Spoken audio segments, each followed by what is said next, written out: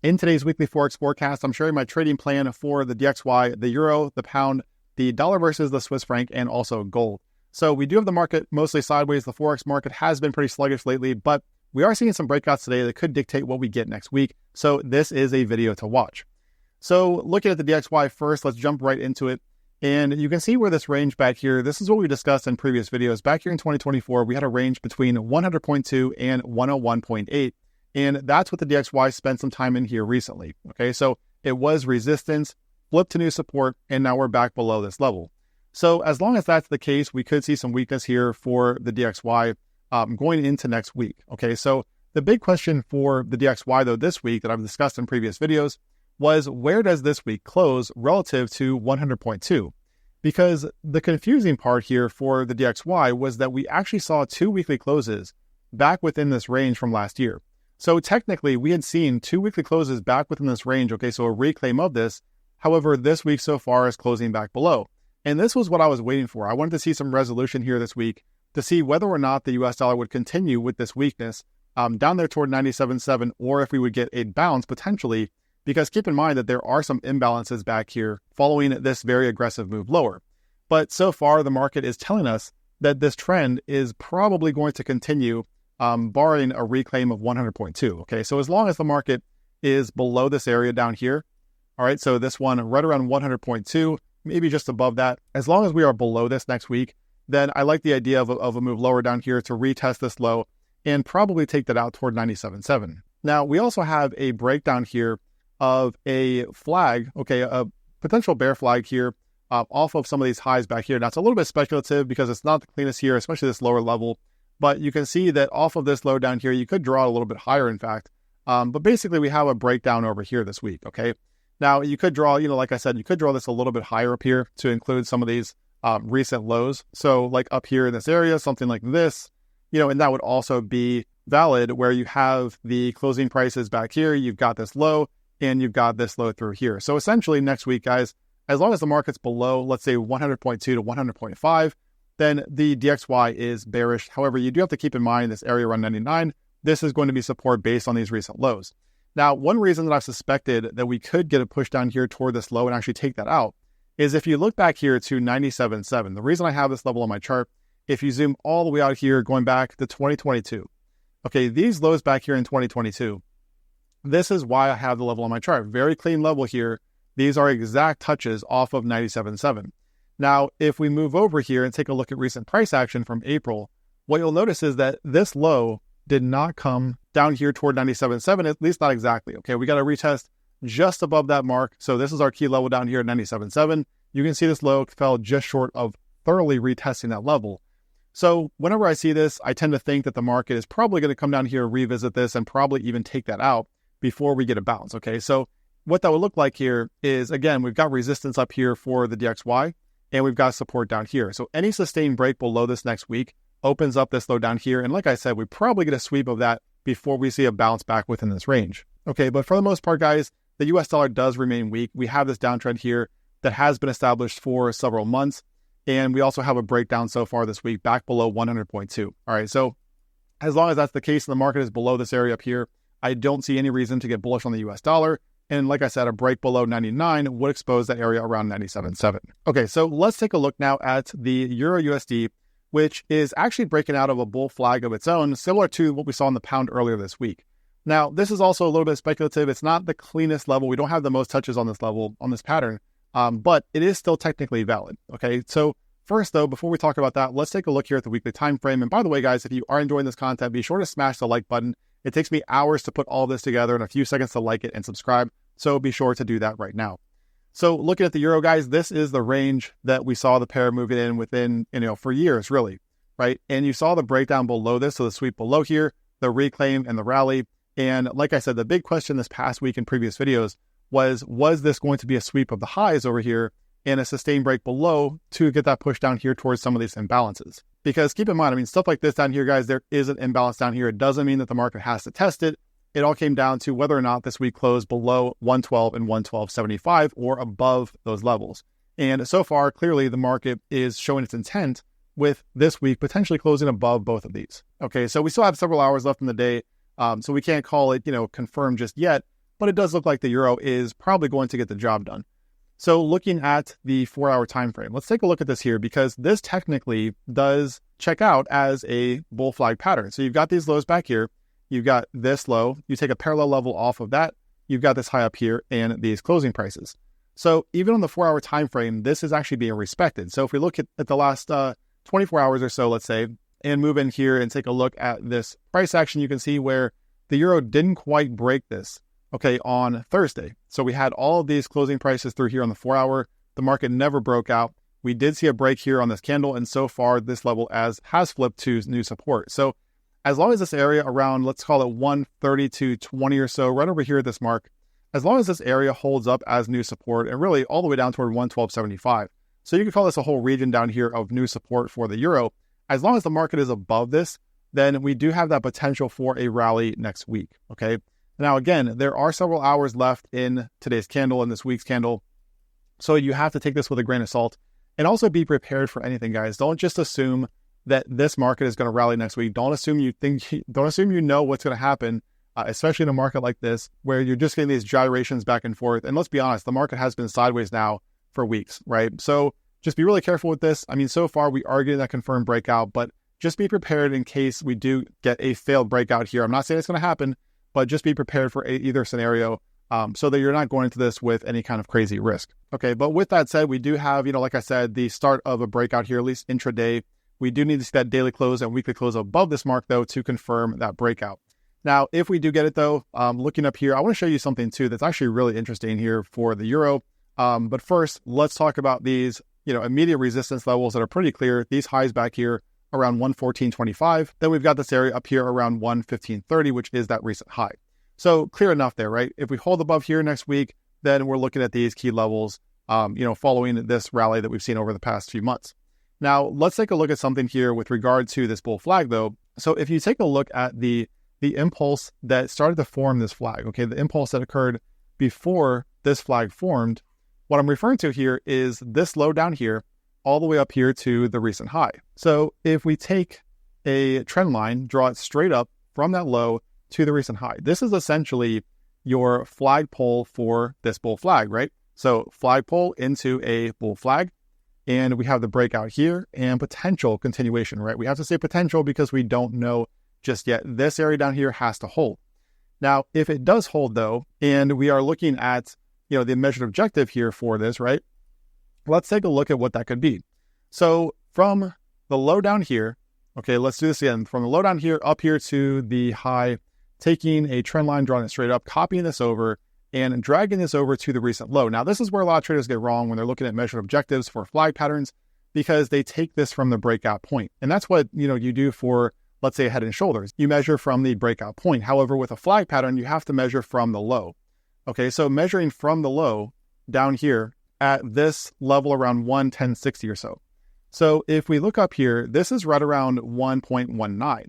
Now, what's interesting about this, I'm going to mark a level here at 1.19 right at the top of this, okay? So right at the top of this measured objective. And if I move out here, going all the way back to this price action back here in 2021, what's really interesting about this is you can see that we have two exact highs. I mean, I'm talking exact right off of 1.19. So we've got this high right back here and also this one. Now, these are also called equal highs, meaning that this one over here did not take out this high. You have two equal highs at the exact same level.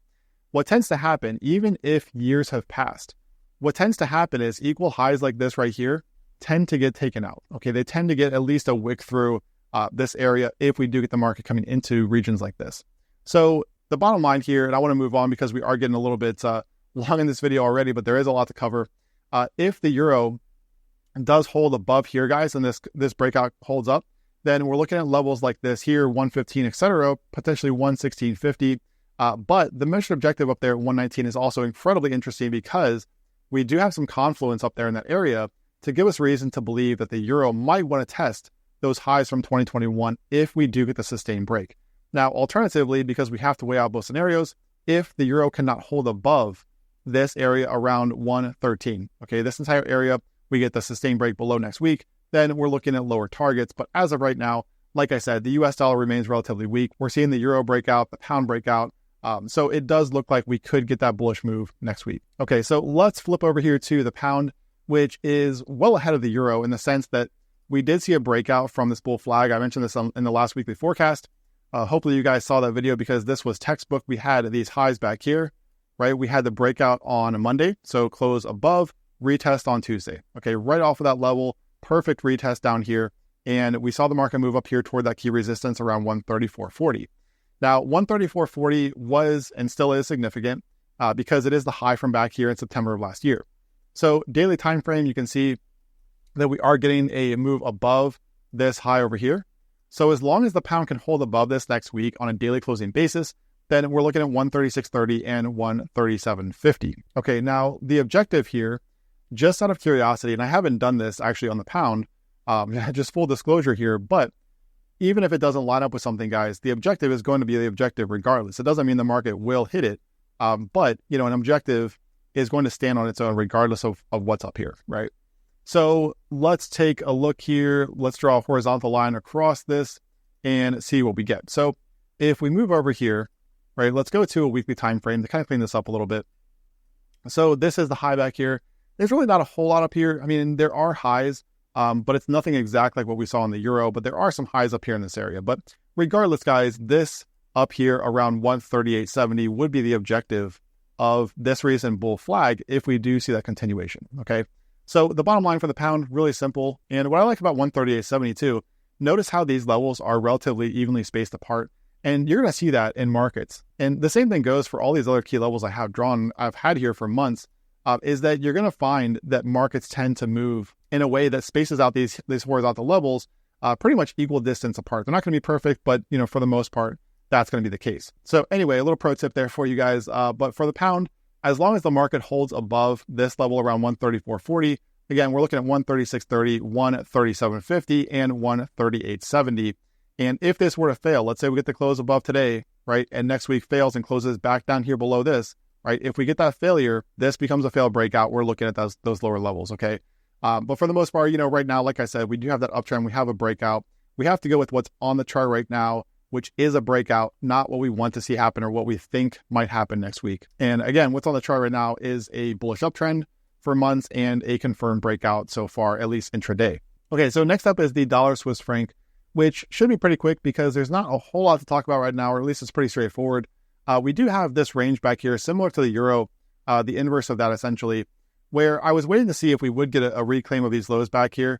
And really, 84 on the weekly, that was kind of my ideal scenario in the sense that if we got to close back up here, then my targets would become incredibly clear at this mid-range, also weekly imbalance up here in this area. Of course, we never got that. So no big deal. There was no trade set up there because we never got that.